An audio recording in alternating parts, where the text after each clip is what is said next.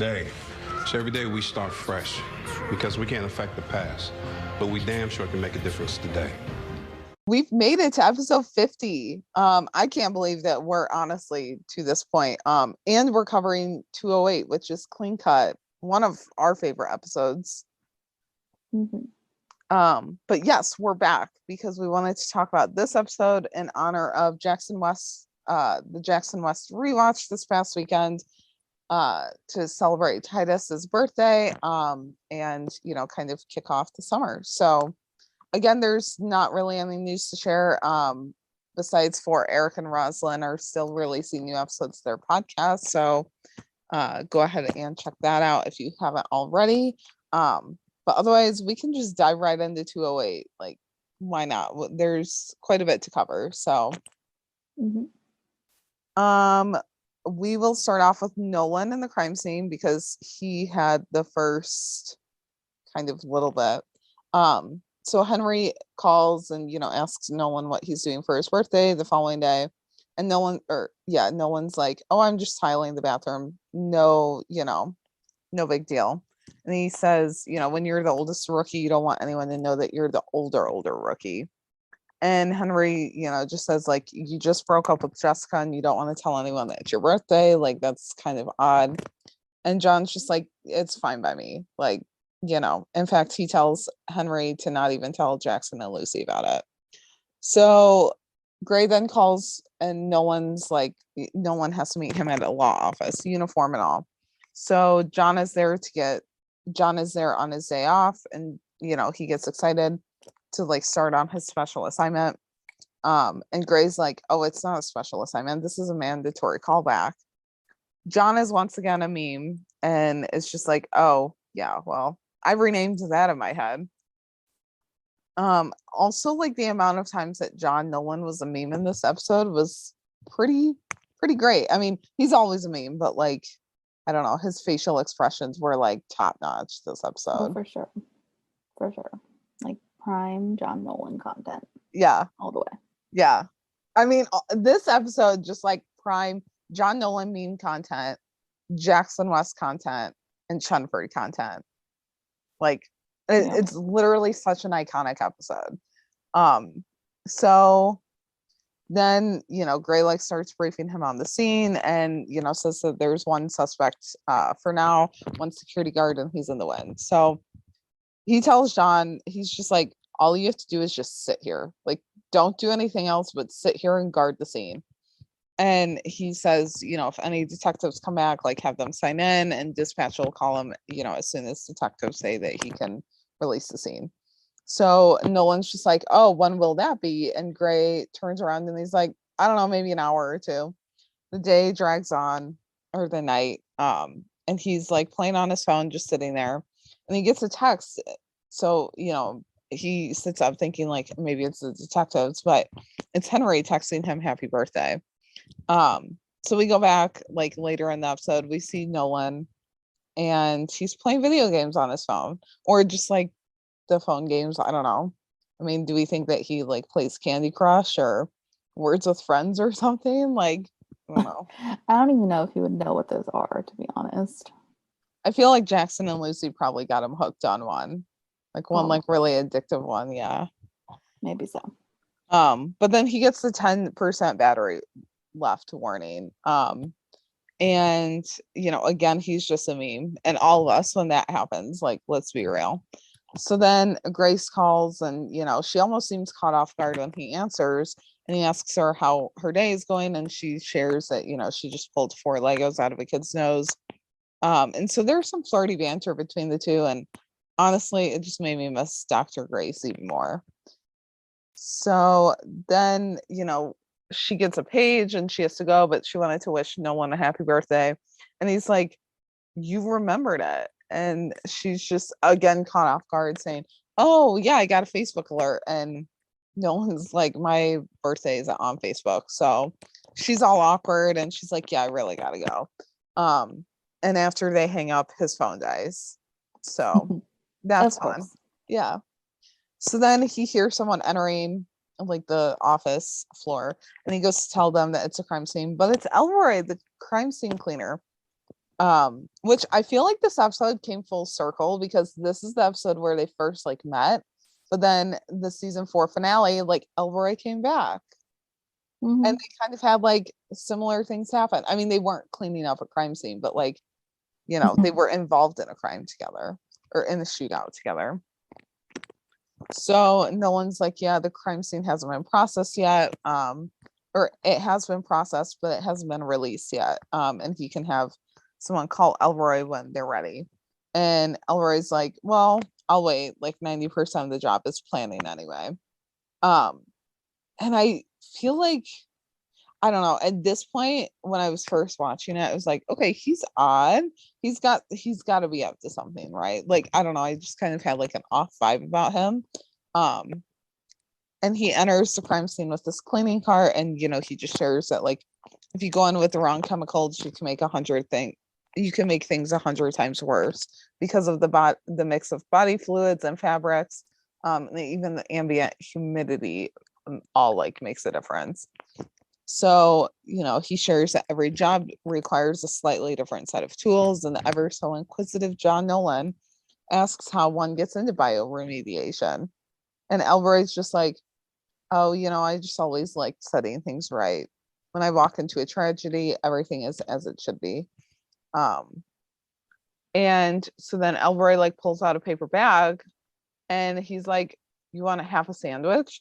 And it's like that happens just as they looked at a huge blood stain on the ground. And I'm just like, what? Like, I couldn't do that. Yeah. I couldn't stomach that. So then Elroy is inspecting the crime scene and John's just like watching him intently.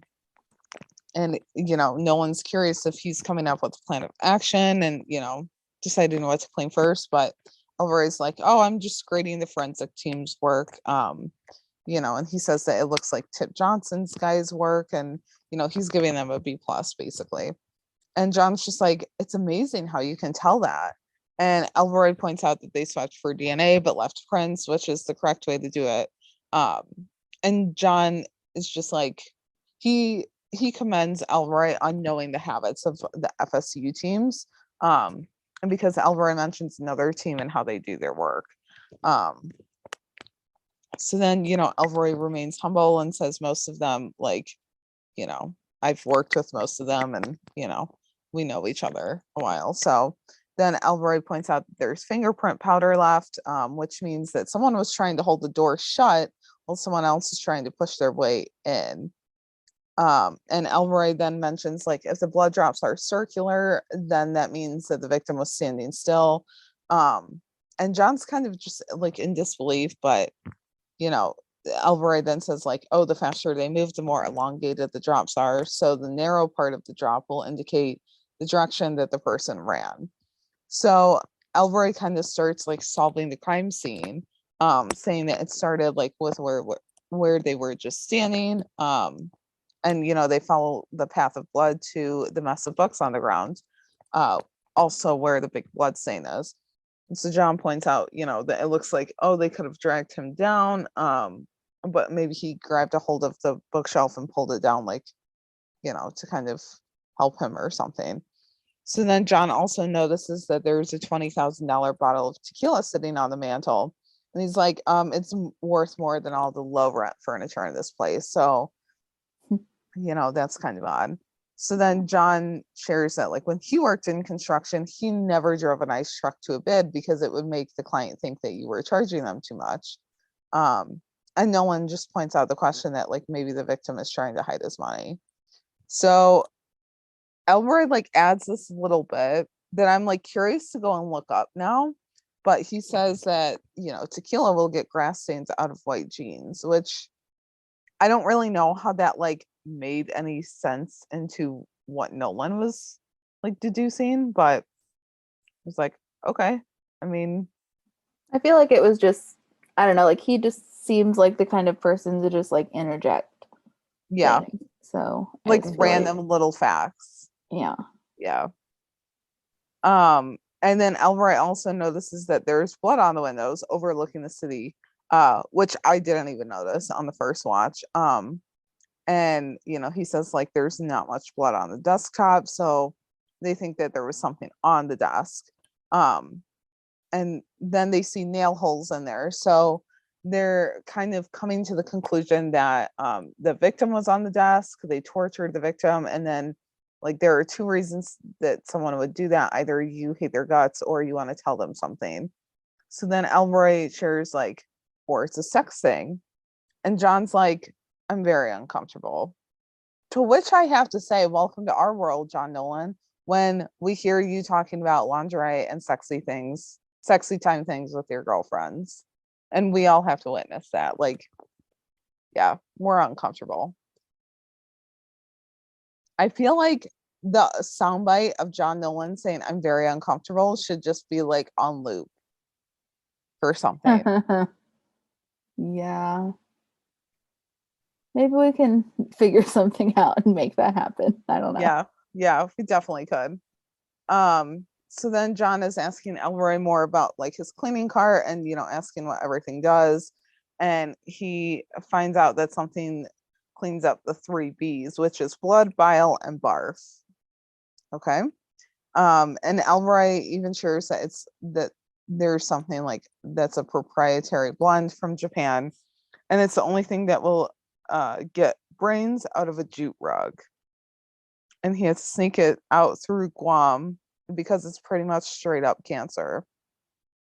Okay, so basically just don't mess with Elroy's cleaning cart because he's got some pretty nuclear stuff right there. So then Elroy, just asks John if he has any guess as to when they'll release the scene. John's like, no idea. And I have birthdays to salvage and he has a job to do.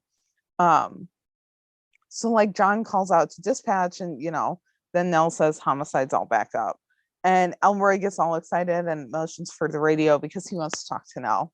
So Nelroy is chatting and John's like looking around and notices that there's blood outside of the warranted area. So, they go to this unfinished part of the building. Nell is alerting homicide and forensics. And no one's like, tell Gray that, we found the security guard that they thought was in on it as well. So then Nolan tells Elroy that homicide is sending another forensics team, so it'll be a while before the scene is cleared. And that Elroy should just go home and he can go back there later. So then Elroy like kind of changes the subject and he's like asking about Nell and what she's like, and then he's like, oh, I never met her in person, but I just want to know if she's pretty.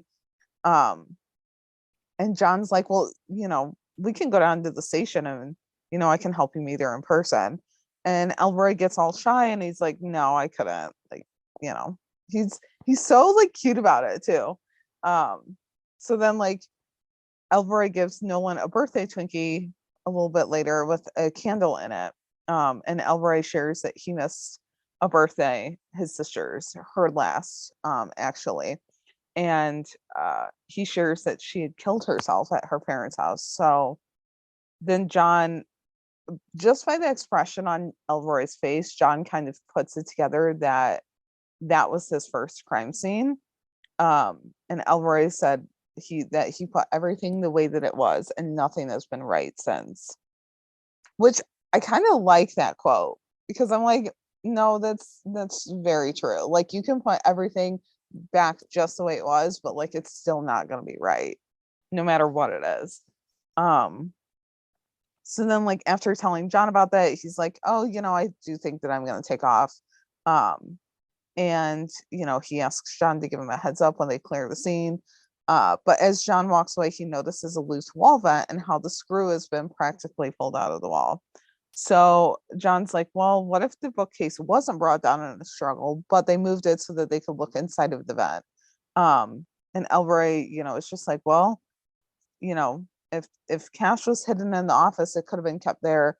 And they tortured him to find it, but it wasn't hidden in the vent. So, because it was coated in dust. So Elroy then like looks over and he's like, I don't think they found it because they're back. So the suspects start a shootout with Nolan and Elroy getting behind the desk. John goes to like radio, but the radio has static. So it's kind of like 2-on-2, but really like 2-on-1 with the guns. And so John and Elroy go into like the raw, unfinished space and go to like block the door with a like construction metal container or whatever. Um, and John asks for Elroy for his phone. I had totally forgotten that this moment had happened until the rewatch. But Elroy's like, I don't have a phone, I have a pager. And John's just like, Yeah. what? What do you mean you don't have a phone? Like, oh my The god. one it's so time funny. Nolan is like ahead of everything. Yeah. Elroy's not. And I'm just like, Elroy, like it's 2019. Get a phone. So then John like pulls the fire alarm and says that they have to find a place to hide until the cavalry comes, and the suspects are trying to get in. So John, tells Elroy to stay behind a pillar, and Elroy, who is scared, I mean, who wouldn't be? But like Elroy has been in situations before and he like comes out stronger from it. So he's just like questioning if he should stay by himself. And John's just like, here. And he gives him a pipe. And Elroy's like, yeah, fighting with a pipe. Like, it's totally going to be fine in a gunfight. So then the gunmen are checking behind the pillars, trying to find, the other two. And John and one of the gunmen are like, I don't know. The best way that I could describe it is like they're playing chicken. Like, one's going one way, the other's going the opposite way. I guess, yeah. And then John just like hits the one guy in the back of the head with a brick. So then Elroy, sweet little Elroy, gets nervous, starts like screaming and throws his pipe. And it does nothing, of course. So he's just like, okay, well, I'm just kind of screwed here. So then John ends up taking both of the gunmen down. And, when John and Elroy come back together, Elroy's like, well, I'm glad that I can clean stains out of trousers. Oh, Elroy, you sweet, sweet human. So then John and Elroy are like walking through the parking lot at the end of the episode. And Nell is at the food truck. So no one's like, oh, this is a great opportunity to introduce Nelroy to each other.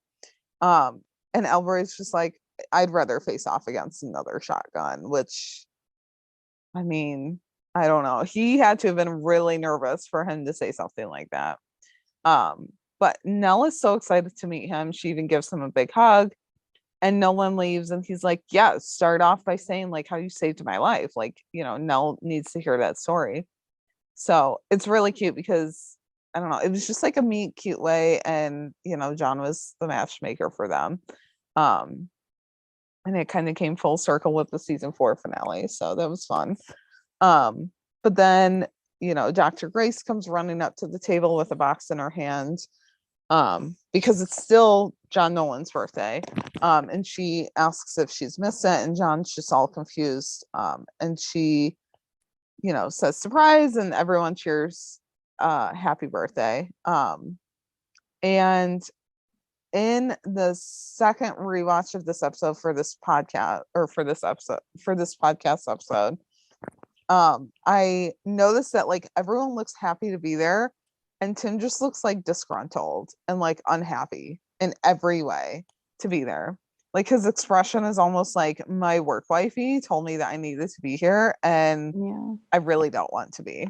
I know, I noticed that too, because like when they did the like cheers or whatever, like the little, motion with their drinks, like everyone else's smiles were like, Like like the big, grinning yeah. emoji. Yeah. Meanwhile, he was like the He was kind of emoji. like straight face. Kind of, yeah. Yeah, like the straight faced emoji. Yeah. Tim Bradford just doesn't like to show emotion. And that's just him, I guess. Well, I just don't know if he was just like probably not in like a party mood. He's like, I've had one hell of a day. Yeah. I don't really want to celebrate this rookie that annoys the hell out of me. This rookie that just talks too much. Yeah. Yeah. I mean, I get it. I would probably be in the same boat as Tim. But I don't know. Like you would think that like sitting that close to said work wifey would make him happy. but They like literally don't know personal space. no, they don't. Like they got closer and I was like, I mean, be louder with your love for each other, please. I don't think that people all the way in the back of the parking lot can hear you. They're fun. Also Dr. Grace's outfit was amazing and I love it. So then John like makes a speech and Lucy is of course recording it. And he says that he's surrounded by the best people and Lopez. And she gives him a look and he's like, it's a joke, like sorry. And that's where we leave off with John Nolan and his birthday. So now that we got him out of the way, I mean, we can like kind of talk about Jennifer and Lopez. Or not Lopez, Westlow. Duh. Wow, Yeah. Jennifer. Wow. Sorry. I mean, it's the big storyline, but like we rewatched this episode in honor of Titus and Jackson West. So true. Yeah. So true. Sorry, Nolan, but it's truth here. Yeah. But we will talk about Chenford real quick. Yeah. Because they had some good moments. I just love how it's like literally like starting off like sunshine and grumpy. Like Tim doesn't really care about this like award. And he tells Lucy like it's a nice thing that'll look good to the higher ups come like sergeant's exam time, but like he doesn't like need it. He just, wants it for that purpose. And I just love how Lucy was very much like, it is a big deal. I thought you'd be happier about it. I planned my emotional day around it. Like, just the fact that she plans her emotional day around Tim is just like such a wifey mood. And Yeah. I love it. It literally makes my heart go whoosh inside when I see Jennifer like that. Yeah, and he's still dating Rachel at this time, but still, it's just like it's just like just so, just nice and just caring, and it's just very Lucy. Yeah. Speaking of Rachel, the next time we see them, they're like driving the shop. Well, Tim's driving, and Lucy asks if Rachel's coming, and he was kind of trying to play it off, and he's like, "No, like why would I need to invite her?" And she was like, "So you asked and she can't come." And he's like, "Yeah, no, she's out of town." Like their banter like is so good. And so Lucy said she'll make sure to send Rachel pictures from the event. They see a guy then like attempt to grab a woman's purse on the street. And they're both like looking over at it. Like Lucy was the one that like kind of like saw it and out. Yeah. But then Tim was the one that was like swing and a miss. Like I don't know if it just is like their heads turned at the exact same time and then turned back at the exact same time. It was just so great. Well, and like their faces, like they were just, it looks like they were like trying to like break up the serious moment there where she was asking about Rachel. Yeah. So good. For sure. And so like they're both looking elsewhere, obviously, and then like Lucy's like suddenly like calling out, she's like, "Tim," and then because there's a car in front of him that's like kind of stopped in the middle of the street, but it's like too late. Like even with Tim hitting the brakes, they still like smash into it, and the airbags go off, and like we hear that little like few beats of music, and then it like cuts to a commercial, but then they come back. And gotta love how Tim's like first concern is if Lucy's okay. I also never noticed this. I probably watched this episode like, well, counting like with like my like with other people that I convinced to watch it, probably like 5 times now. Yeah. And I never noticed that like Lucy also like touched her nose when like she noticed that like Tim's nose was bleeding, and she like did the same like motion that he did. I never noticed that before. Well, and she even kind of checked in on him before she like made sure that she was okay. Yeah. It was like total husband and wife move there. Yep. And so like they obviously Tim goes and checks on the like citizen in the car in front of them, and tells Lucy to get the flares out, so she does that. The next time we come back to them, they are like, I'm assuming the woman had already been like taken to the hospital and stuff. But like they're like waiting around to kind of get everything else like processed. And Tim's telling Lucy that like officer involved accidents are very serious. And another officer like kind of is passing by and is like, someone's getting a day at the beach, which means like suspension without pay. Tim's like, I could be demoted, kicked out of field training, and he's like sighing and saying like, there's no point in taking the sergeant's exam. And this is where Gray and Nyla stop by. Gray tells Tim that it's probably best that he sit out today of the ceremony, and that like he'll need a collision report by the end of shift. Nyla was the one to suggest that Tim go to the hospital and do like a full workup to ward off any like liability. And I just like how like through this whole entire exchange, like Lucy's just like concerned look just remains like the whole time, like because she just wants to help so much and she like can't. And so the last thing he's like, you know, like go switch out our shop and then just like come by and pick me up at the hospital. And like I like how the camera like stayed on Lucy for a moment to just kind of really, you know, like because she just looks after him as he's like walking away to go to the hospital.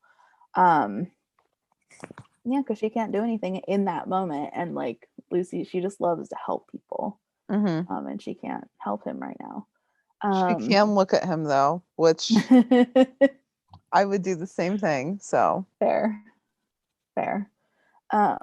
And so we see like Tim's kind of like waiting around, I guess, to be checked out, and like runs into Angela. He kind of tries to talk to her, but she's too busy. Yeah. She's too busy. You know, like wrangling Jackson. And so Grace finally comes over and like checks on Tim. Does the, I don't even know what it's called, the little light in front of his eyes type thing. Yeah. And like everything was normal. The CT came back like negative, and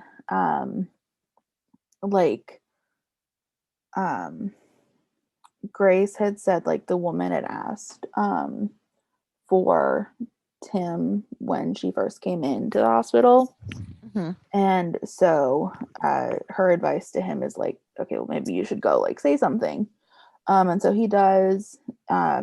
Sarah's the woman, her husband Mike, I guess, is there.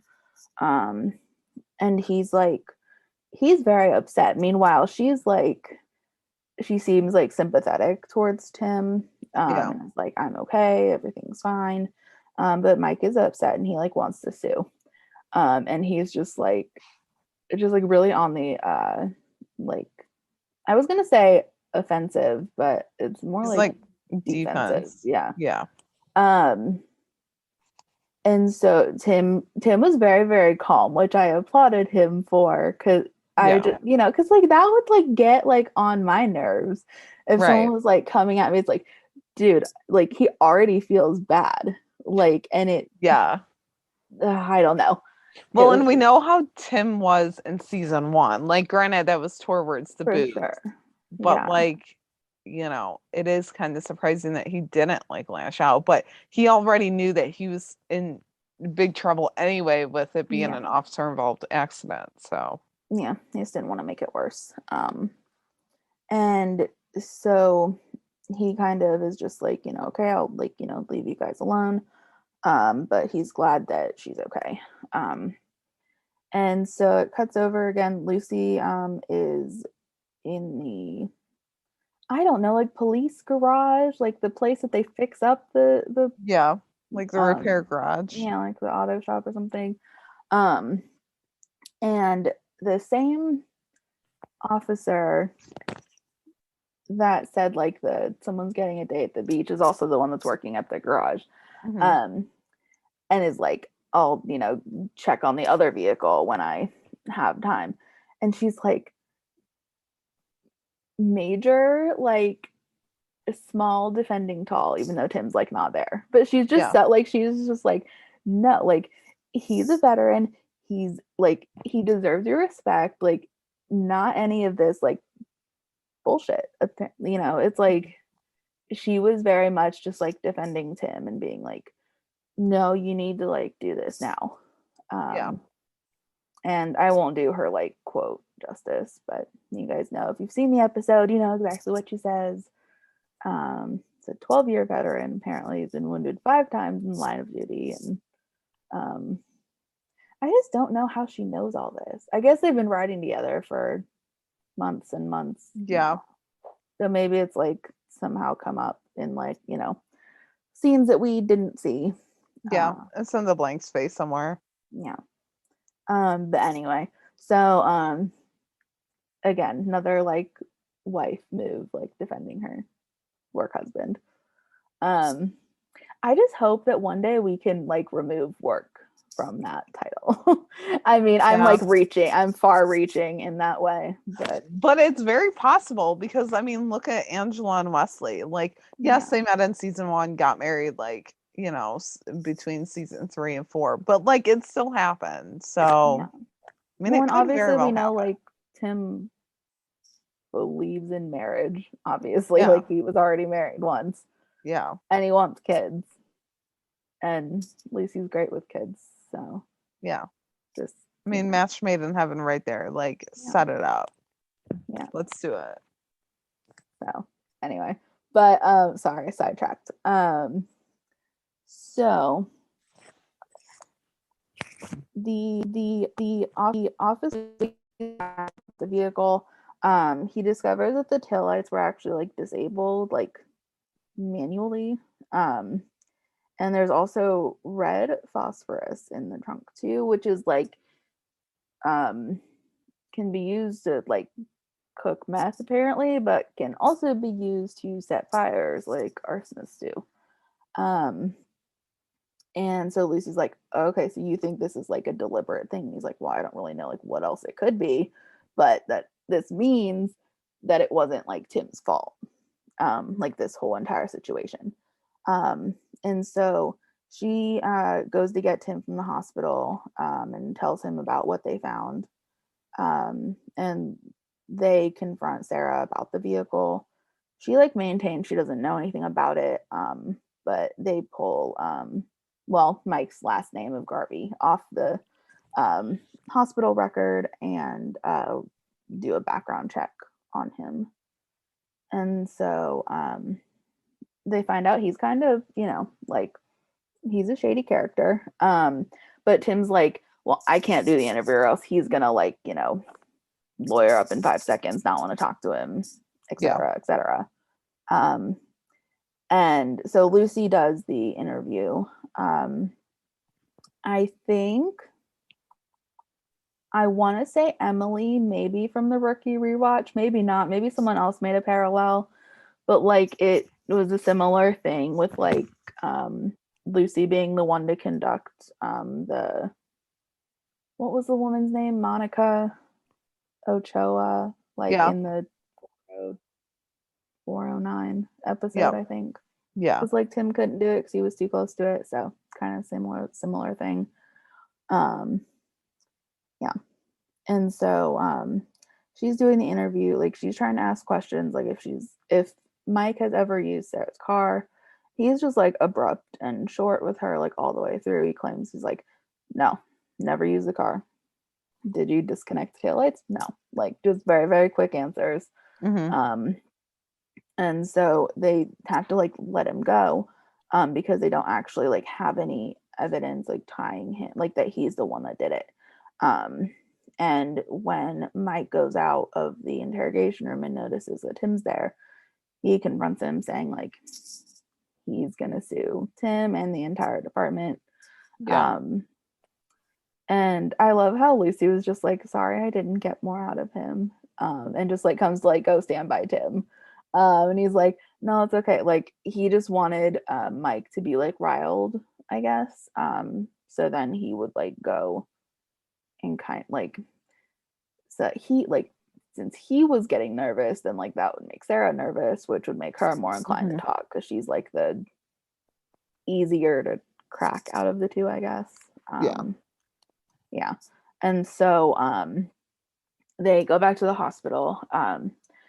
Sarah finally like kind of not confesses, but like just admits that like she and Mike have had problems, and that like she wanted to leave him because he's escalated from like these staged accidents that they would do like for the like fraud or like insurance money, Yeah. to essentially being a hitman to go like kill some guy's wife for the insurance money. And I'm like, wow, that's a major jump. I don't blame her. Like that'd be crazy. Like I would want out too. And so essentially like they kind of set up I wrote like a sting in here, but that's not like real. It was like really, really quick, really short scene where it's just like you see the car coming, you see like a blonde woman driving, and like Mike comes up on it, and da da da da, it is Lucy in a blonde wig, and so they arrest him. I will not do the line justice how Eric did it. I don't know why. It just cracks me up, like the nice wig. Yeah. Like just the 3 words just cracked me up, and the camera goes over to Lucy and she's just looking back at him like, uh-huh. Like I Yeah. have to wear this. Like, hello. See, like I can't get it out of my head from the rookie crack video, or maybe it's Chumford crack, where it's like he says the nice wig, but she like looks over to him, and then it's like the Hannah Montana like oh or whatever, like when it would go from like one scene to the next or whatever, Yeah. like in the show. I can't stop thinking about that. Like, and Well, it that was my made me laugh. automatic thought. Was like Yeah, she looks like Hannah, like she's pulling a Hannah Montana. yeah. So yeah, I forgot about that though in the video. That's funny. Oh, we had to like. I just want to go like rewatch those. Oh, for sure. Like They're I so do good. that like every other week. I haven't watched them in like forever. I need to though. Like I've heard the audio of the rookie crack video, like when it first starts and Nolan's like running and the guy is laughing. I've heard that audio a few times, and it doesn't even like phase me that it's new like visuals. It's, to me, I just picture Nolan running. So Yeah.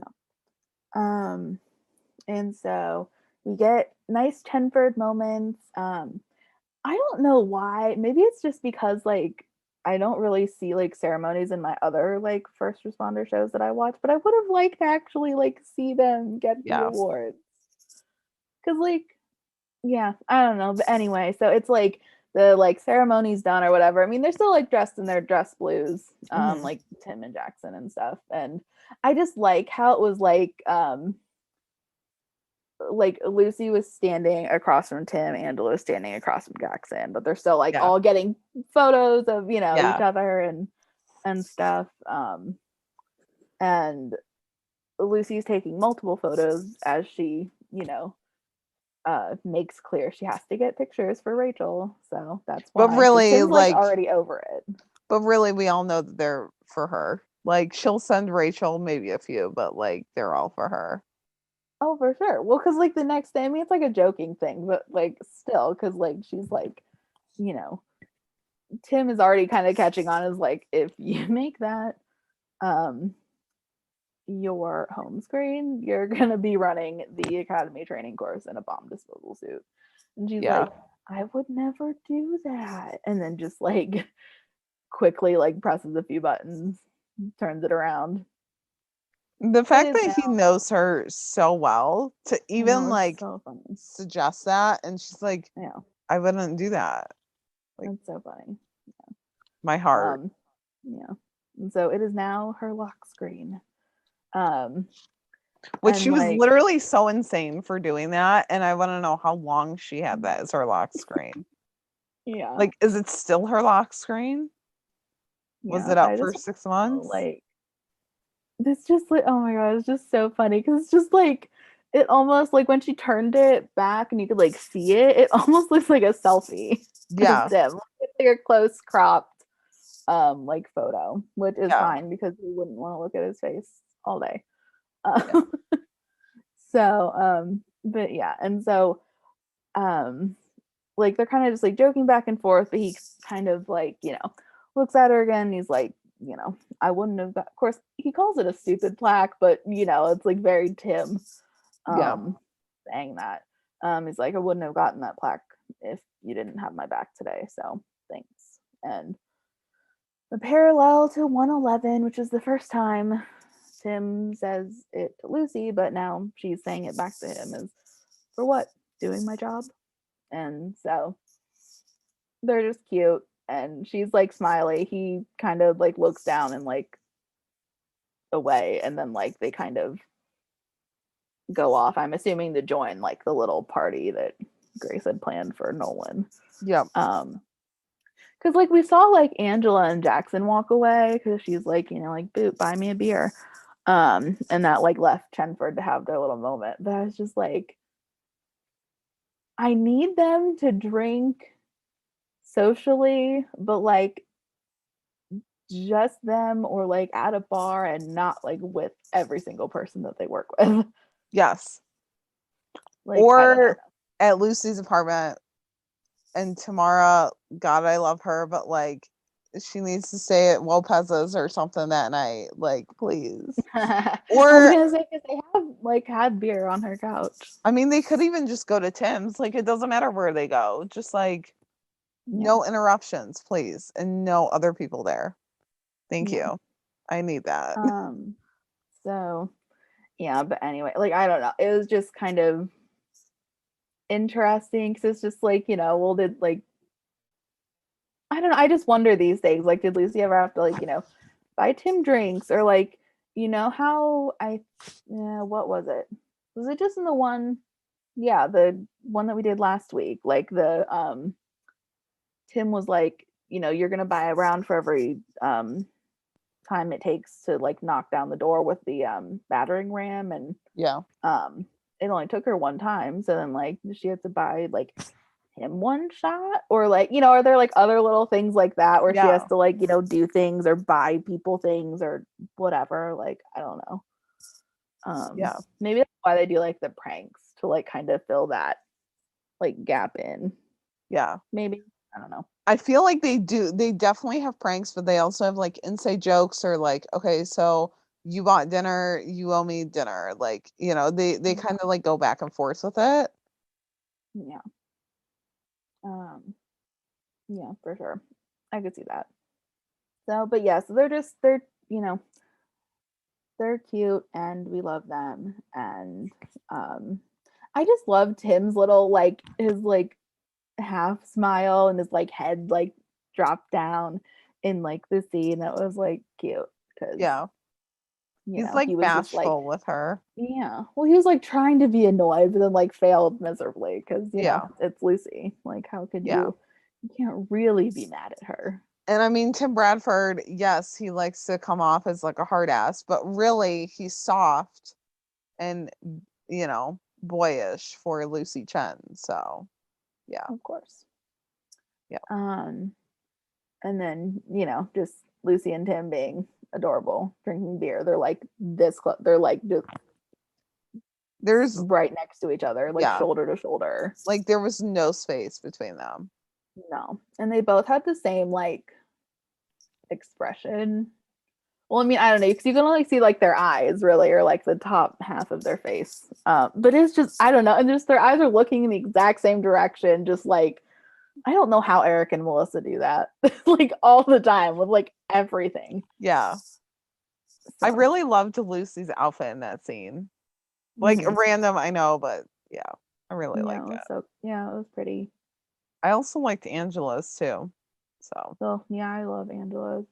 Angela's hair was like goals. Like I wish Yeah. my hair could look like that because sometimes I do have that curly of hair, but mine just doesn't behave like that ever. Same with Lucy's. I love when her hair is like loose waves down, just like relaxed. Yeah. Yeah. Is that all for Chenford? I mean, I feel like what more can we say about them with like, well, still being coherent about it? No. Yeah. It was just a good episode. It was. That kind of made me forget that, Tim was dating Rachel, because even though Rachel was mentioned, it's just like that was like an undertone. Like, their behavior like shines through. So Yep. yeah. Yeah. So then we had Angela and Jackson. And Jackson's, up and at him early in the morning, and Lucy's like, "Is there coffee?" And Jackson says, like, "Oh, it'll be ready soon." So he goes back over to steam his shirt, and Lucy's just like, "No one kept me up all night with the crime scene that he's babysitting." And I think I tweeted during the rewatch, I was like, if she didn't finish that sentence of with the crime scene that he's babysitting, it could be taken so differently. Um, and so she's like showing Jackson pictures and everything. And apparently no one was blowing up Jackson's phone too. So the OG rookies had a group chat that is no longer going. Um, and yeah, that just makes me really sad to think about. Like, now it's just Lucy and Nolan texting. Sad face. Carrie has muted me to not listen as I'm hurting her. Um, but Jackson like reassures her that they'll get stuck on one soon enough. And Lucy's like, "Why are you steaming your class A's?" And Jackson reminds her that him and Tim are getting their commendation today for helping that family last week. So, which we also didn't even see that. Like, I would have liked to either see the ceremony or Tim and Jackson helping the family. Like, one of them would have been great to see. And so then Jackson's like, it's crazy that a few weeks ago, like I thought I was getting bounced from the program, and now I'm getting an award from the deputy chief. And Lucy is the ever so optimistic and positive friend. And she's just saying, like, it's pretty cool how quickly things can change, and that, she's happy for him and everything. And Jackson reminds her that Tim's going to be in a really good mood today too. And Lucy's like, and I'm really happy for me too. Until she realizes that there is no milk, which, like, I hate that feeling. I've definitely made cereal before where like I don't even think to check if there's milk before. And then I make it and I'm just like, well, I guess it's a dry bowl of cereal. And they're just best friend goals. Like, just this entire scene. I mean, the entire series up until season 4, like, best friend goals. Um, Also, Lucy, right when she wakes up, like, when can Tim see her like that? When? Like, I'm asking for a friend, which is all of the rookie fandom, I'm pretty sure. So then, like, while at the dish, or like, they go to the district and start their shift. Westlow has their first call, and they're walking up to the car. Jackson's like, my dad's coming in for the ceremony. And Angela reminds him that it's not a ceremony, but in fact, a photo op with the deputy chief. And Jackson just rebuttals, saying, like, it's still a big deal to him, and he's proud of this. And to which I agree with Angela, that it is a big deal and he should be proud. So they get up to the front 2 windows of the car, and the driver's just like, I was just looking down at my phone for a minute while at a stoplight, like I wasn't texting. And Jackson reads the text message that says running late with a bunch of emojis, and one of the emojis was a typo. It was a boat, and that obviously was not like the smiley faces. So they get him on texting and driving. Angela takes his license and registration, and Jackson notices that something's up with the dashboard. And the driver's like, "Oh, it's nothing, like it came that way." And Jackson's like, "Yeah, okay, sure." So then Angela tells Jackson that the driver is up for searchable probation for 11,300, which is narcotics.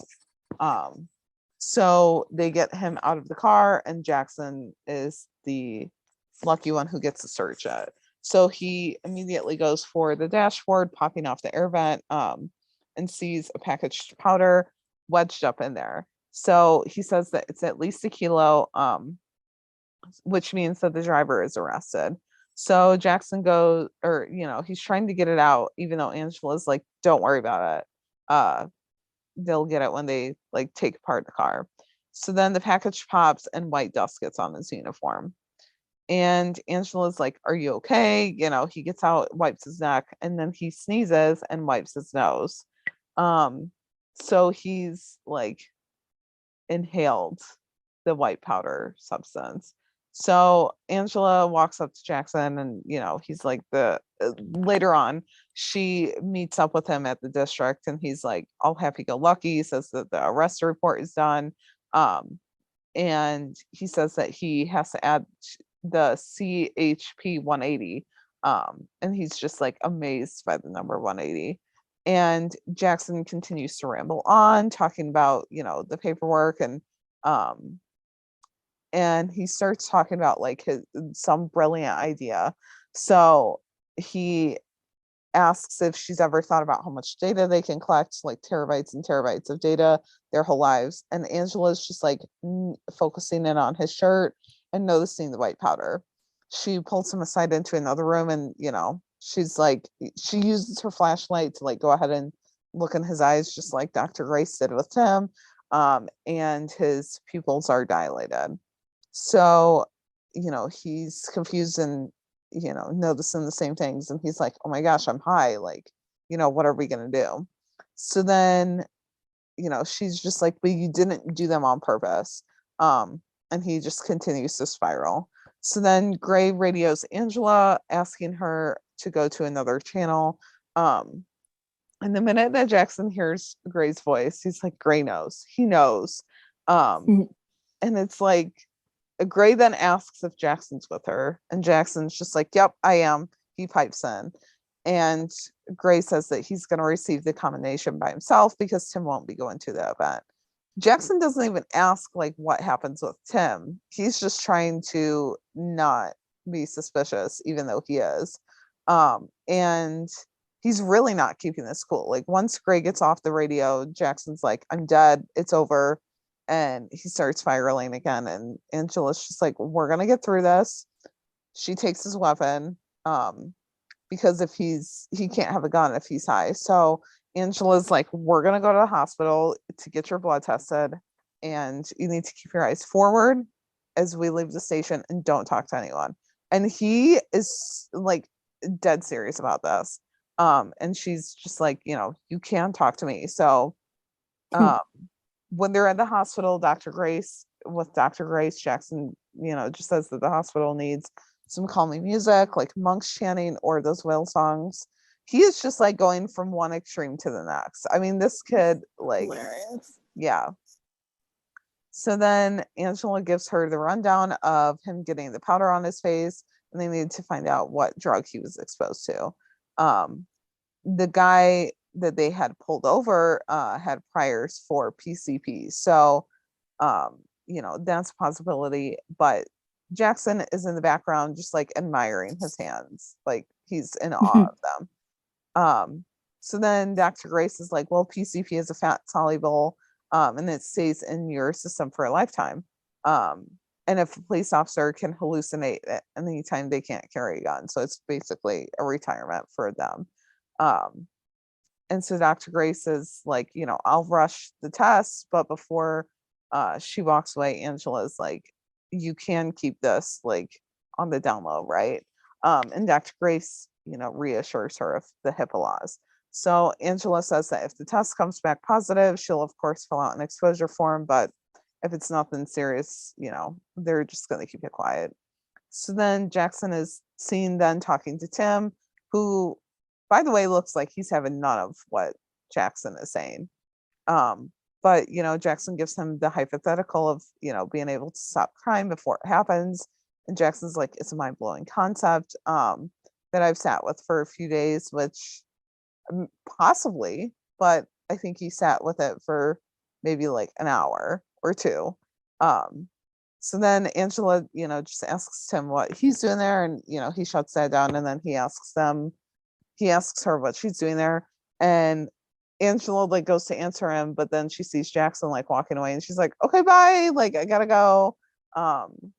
And So then later in the episode, Jackson and Angela are back at the district in the copier room. And Jackson just wants to talk to the IT guys about his brilliant plan of being able to stop crime before it happens. And Jackson's like, maybe I am high, but these are still solid ideas. And with one look from Angela, Jackson complies and, says that he will stay there and not talk to anyone. So he takes a deep breath, focuses on the copy machine, and then he's like, what if the copier could copy your thoughts? Which I don't know. That's just like, that's some big brain thoughts there, Jackson. This is And just then like my favorite moment of the yeah. whole thing. Oh, my favorite is when he goes to the copier to scan his head. Like he literally gets in. And I just want to know like how much fun this was for Titus to play. Like I can just imagine them all like reading the script and just like laughing really hardly. But then Angela like goes in to check on Jackson in the copy room, doesn't find him, and we cut over to him and Nell talking again about his idea of catching crime before it happens. Angela finds him, whisks him away, but not before Nell can stop her to talk. And Nell's just like, he's a very insightful thinker. And as Nell and Angela are finishing talking, Jackson is in the background doing like some weird pose in the doorway. Little did Angela know that like in season 2 she was going to be wrangling adult Jackson, but in the very near future she could be wrangling toddler Jackson. Two very different people. So then Dr. Grace comes in, or Angela asks Jackson like how he's doing, and he's like, oh, my head is pounding and his throat is on fire. So Dr. Grace then comes in and says that it wasn't PCP or much of anything. It was horse vitamins and caffeine.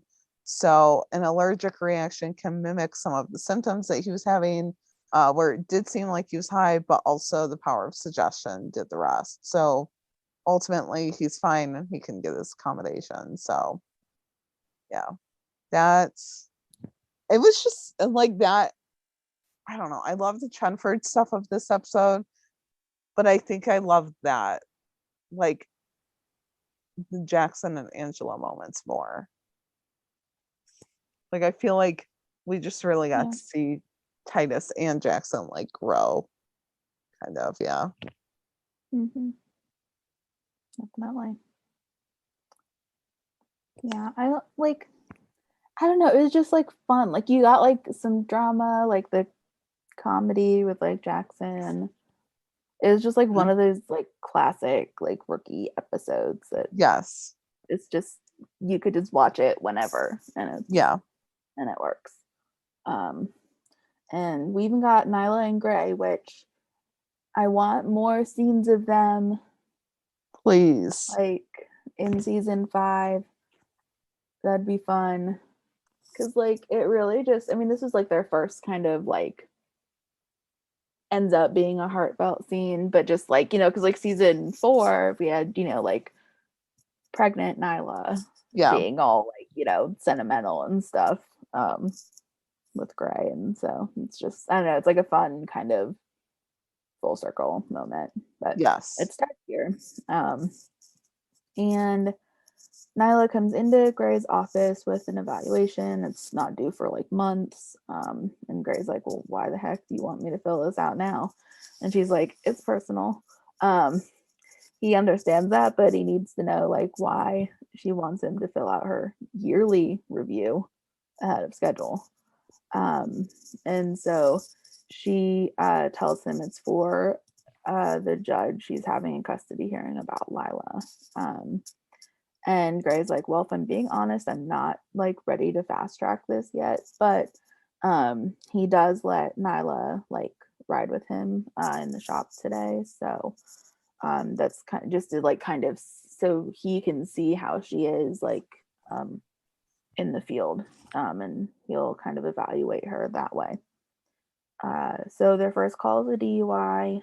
It's a young woman they stopped because she's like, well, I should put walking in air quotes really, because she's just like wobbly on her feet, Yeah. trying to get to her car.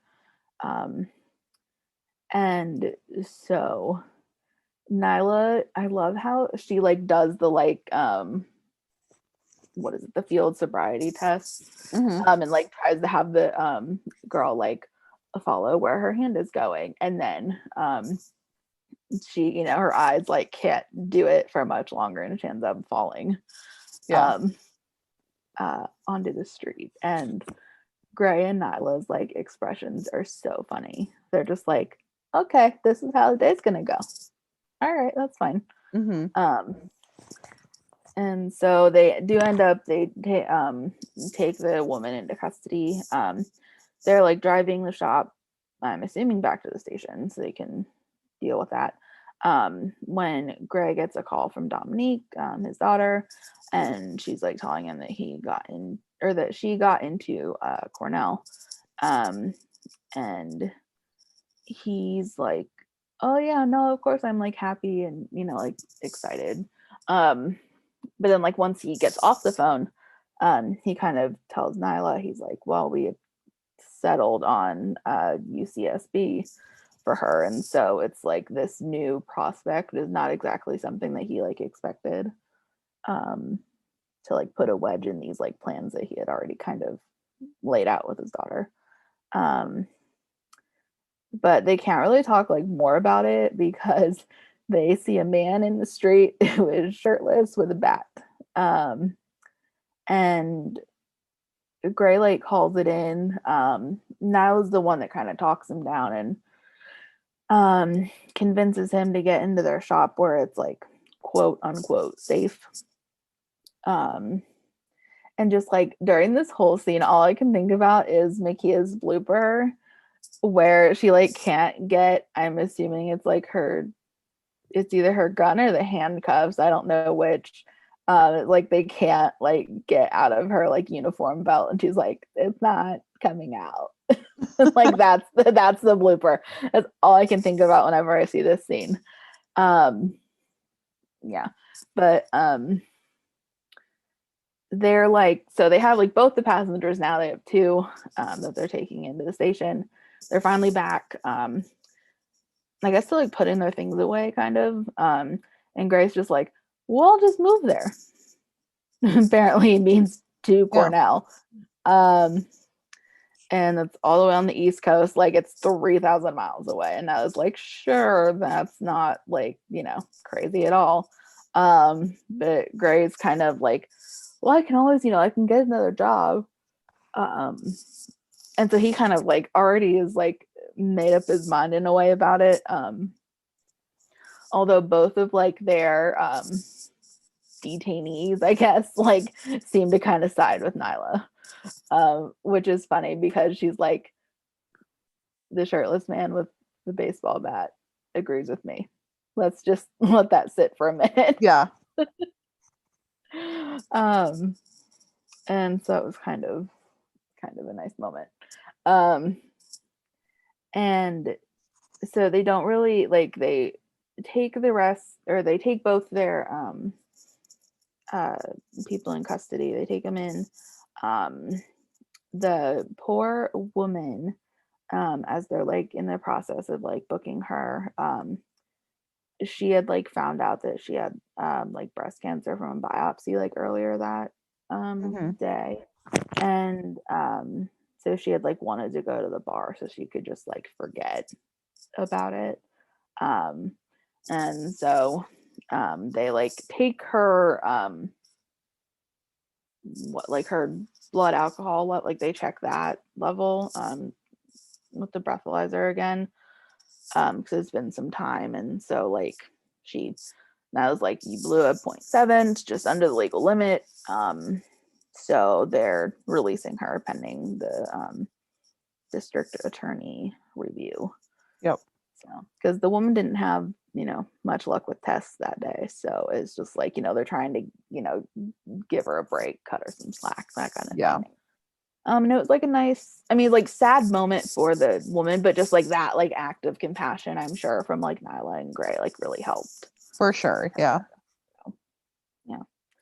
And then the last little bit for them, Gray's in his dress blues to go to the ceremony. And he didn't get a chance to write up the evaluation, but he will get it to Nyla tomorrow and it will be positive.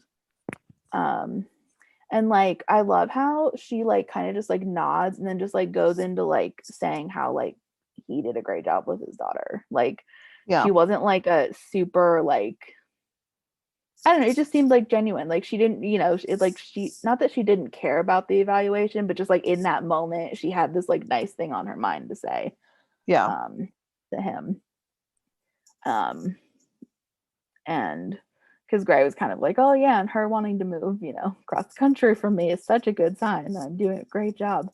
But I was like, no, like you are, because you know, like Dominique's like brave and confident, and Gray gave her a safe place to call home, which is what he does for his officers at the station. Yeah. So she just hopes that she can become half the parent he is. And so that's kind of their nice moment. And while not how we wrap up the episode, that's how we're wrapping up this episode for them. I love how it wasn't a clear parallel of like what you had said, like the way that he does that for his officers and you know how he's done that for his daughter, but it was very much like, okay, you can see how Gray is with his family, whether they're blood or, you know, just like coworkers. So Yep. Yeah. But that wraps up our coverage of 208. I can't believe that we've done 50 episodes and haven't covered this episode until now. Yeah. But I don't know. I think it's Yeah, special that it's our interesting. 50th episode for sure. Definitely. So you can find us on Twitter at the Shop Talk Pod _ or email us at shoptalktherookiepodcast@gmail.com with all of your thoughts. You can find us individually on Twitter as well. I'm at jstark804. And I'm at Carrie Hyman. And we'll be back next week with a new episode and some of the rookie rewatch ladies to talk about the Brolin evolution and the episodes that we're rewatching next weekend with them. So don't miss out on the Brolin rewatch of 117, 212, 313, and 405.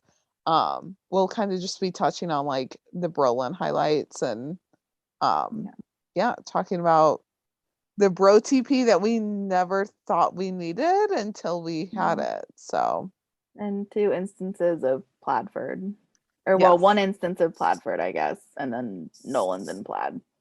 In the first one, but still, it'll be a fun time. It will be, yeah.